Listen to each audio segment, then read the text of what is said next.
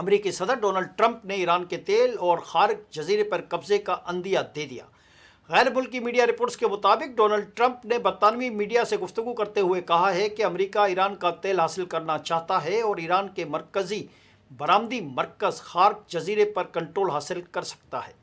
برطانوی اخبار سے گفتگو کرتے ہوئے امریکی صدر نے کہا کہ سچ پوچھیں تو میری ترجیح یہ ہوگی کہ ایران کا تیل لے لیا جائے، لیکن امریکہ میں کچھ لوگ کہتے ہیں کہ آپ ایسا کیوں کر رہے ہیں، وہ بے وقوف ہیں۔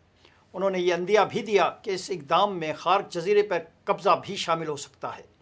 ٹرمپ نے کہا کہ ممکن ہے ہم خارق جزیرہ لے لیں، ممکن ہے نہ لیں، ہمارے پاس بہت سارے آپشنز ہیں، لیکن اس کا مطلب یہ بھی ہوگا کہ ہمیں کچھ عرصے وہاں رہنا پڑے گا۔ امریکی صدر نے ایران میں ممکنہ فوجی کارروائی کا موازنہ رواں سال کے آغاز میں وینزویلا میں کی گئی کارروائیوں سے کیا، جہاں امریکہ نے صدر نکولس مادورو کی گرفتاری کے بعد تیل کی صنعت پر کنٹرول حاصل کیا تھا۔